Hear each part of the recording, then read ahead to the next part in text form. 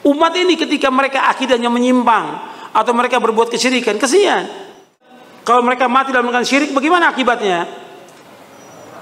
Allah berfirman di dalam surah An-Nisa, dalil ya, dibawa dalil, bukan kata saya. Allah berfirman dalam surah An-Nisa ayat 48, Innallaha la yaghfiru ayyushraka bihi wa yaghfiru ma duna dzalika liman yasha wa may yusyrik billahi faqad iftara itsman 'azima.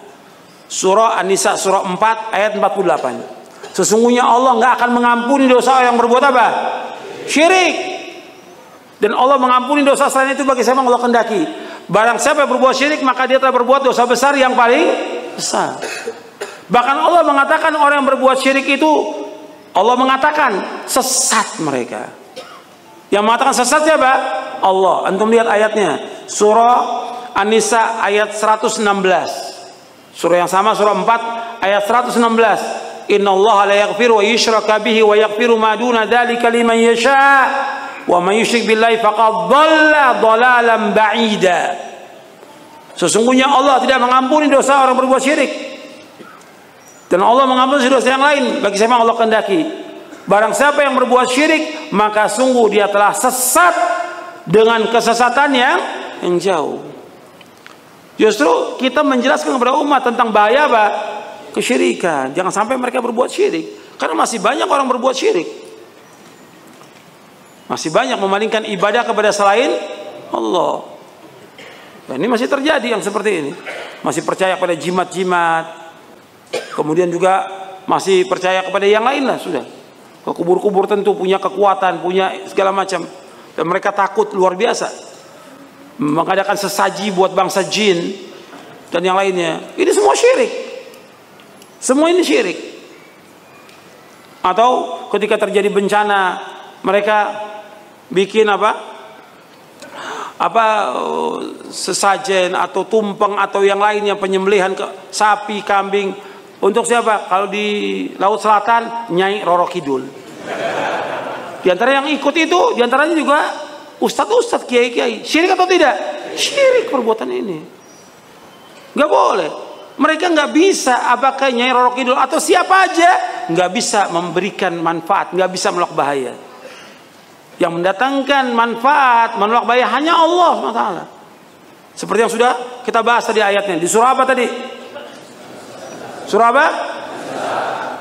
Surah apa? Bukan. Yang bisa menolak bahaya, apa kita kena bahaya, itu hanya Allah. Surah apa?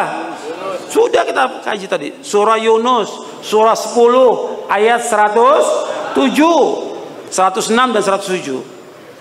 Kalau kita kena penyakit, kefakiran, bencana, kemiskinan, petaka, yang bisa menghilangkan bahaya itu hanya Allah. Kok pasang sesaji, kok lempar sesaji ke lautan untuk Nyai Roro Kidul yang lain? Ini syirik perbuatan. Masih ada nggak di Indonesia seperti ini? Masih banyak. Ini harus dijelaskan. Kalau mereka tetap berbuat syirik, matinya dalam syirik, nggak diampuni oleh Allah Taala. Bahkan amal-amal dia, sholatnya, puasanya, zakatnya, hajinya, sedekahnya, silaturahmi, dan semua perbuatan baik dia dihapuskan semuanya oleh Allah. Kita melihat dalam surah Az-Zumar, surah 39 ayat 65. Allah berfirman, "Lain asyrakta la yahbatanna 'amaluka wa la takunanna minal khasirin."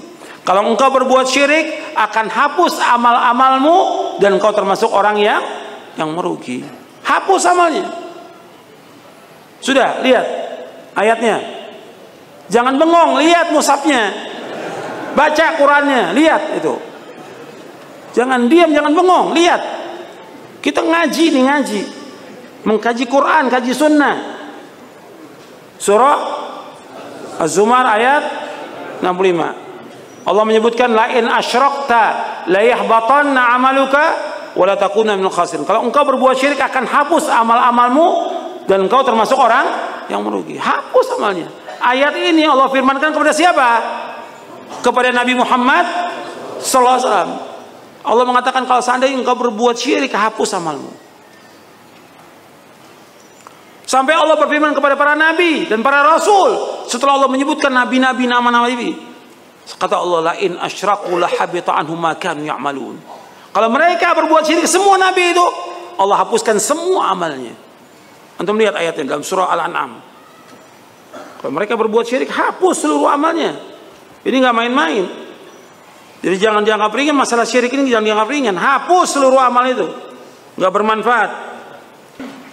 Walau asyraku lahabita anhum ma kanu ya'malun.